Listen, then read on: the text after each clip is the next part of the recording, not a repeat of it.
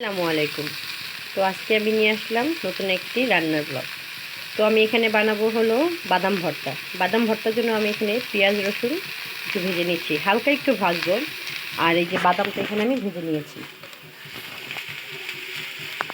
এখানে বানাবো হচ্ছে ধনেপাতা, বরবটি আর 2-3টা রসুন। সিমও আছে 2টা, বেশি না। এখানে আমি যে পেঁয়াজ আর রসুনটা একটু হালকা করবো, ভাজবো। অল্প তেলের মধ্যে হালকা টেলে নিব যাতে পানিটা একটু শুকিয়ে যায়।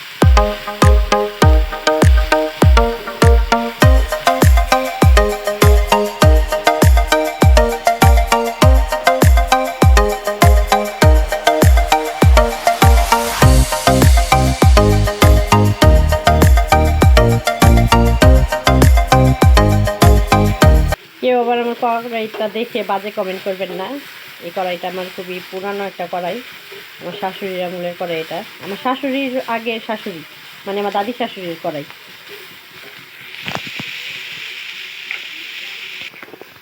হয় না, অনেকে রেখে দেয় ভাজা পোড়ার জন্য, তো এই কড়াইটা একদম তেল তেলে হয়ে গেছে। মাছ ভাজার জন্য, ভাজা পোড়ার জন্য অনেক বেস্ট কড়াইটা, এই জন্য আমি এটা রেখে দিছি। তো পেঁয়াজ আর রসুনটা একটু হালকাই হোক, ভাজা ভাজা হোক। এখানে আমি খুবই সামান্য পরিমাণ তেল দিয়েছি।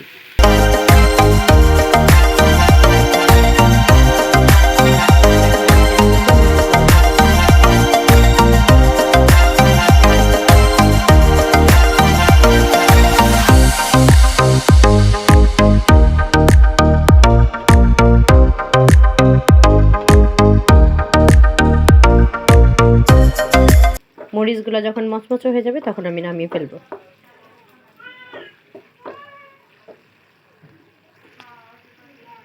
তো এই ভিডিওটা আমি রাত্রেবেলা করছি, কারণ এই ভর্তাগুলো আমি রাত্রেই বানাবো, রাত্রে খাওয়ার জন্য। বউয়া আর ভর্তা।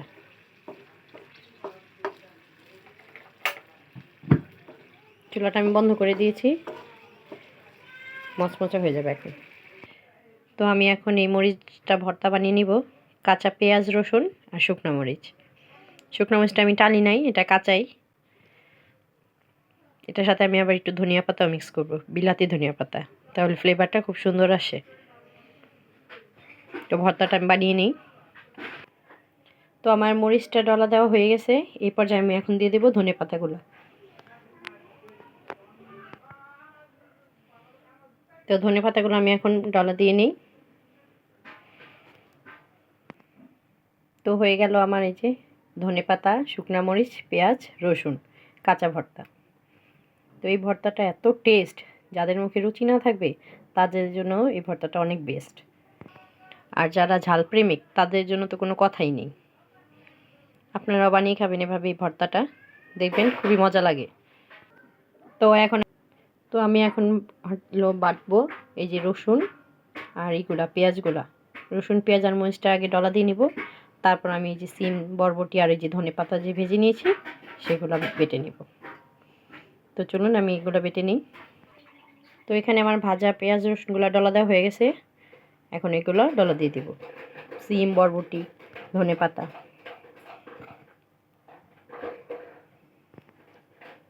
সবগুলো আমি একটু কাঁচা কাঁচাই রেখেছি, সিদ্ধ হয়ে গেছে কিন্তু সবুজ সবুজ থাকবে।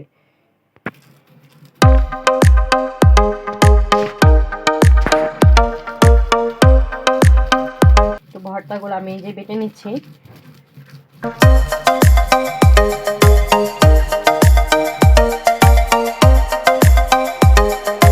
তো অনেকেই এখন ভর্তা দেখি ব্লেন্ডারে আর কি ব্লেন্ড করে নেয়, তো আমিও করি। আমি আবার ভর্তা পুরো করে ফেলি না, যেমন বাদাম ভর্তা করলে শুধু বাদামটা একটু ব্লেন্ড করে ভেঙে নেই, তারপর আবার পাটায় ডলা দিয়ে নিই, যেমন আজকে করব।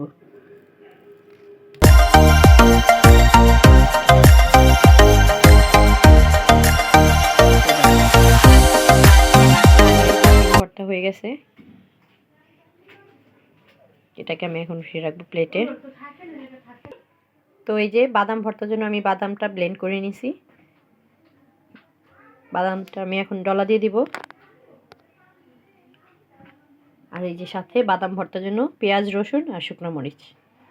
পেঁয়াজ রসুনটা একটু কাঁচা কাঁচা রাখতে হবে, বেশি ভেজে ফেললে আবার ঘ্রাণ বলে না। তো এখানে আমার বাদাম ভর্তাও কমপ্লিট।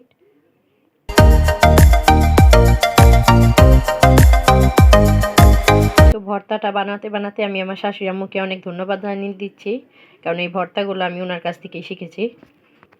ঘরে যদি কোনো কিছু নাও থাকে ভর্তা বানানোর, তো অনেক ইউনিক ইউনিক আইডিয়া ওনার মাথায় আছে, ওগুলো দিয়ে উনি ভর্তা বানিয়ে ফেলে। তো অন্য আরেক দিন আবার আমি আমার শাশুড়ির ভর্তা বানানোর রেসিপি দেখাবো। আমার ভর্তার রেসিপিগুলো যদি আপনাদের ভালো লেগে থাকে তো একটা লাইক দিয়ে দিবেন, আর অবশ্যই আমার চ্যানেলটাকে সাবস্ক্রাইব করে দিবেন, আর অনেক অনেক শেয়ার করে দিবেন। তো আজকের মতো এখানেই বিদায় নিচ্ছি। আল্লাহ হাফেজ। তো ভর্তাগুলা বাটিতে নেওয়ার পরে এই লুক এসেছে।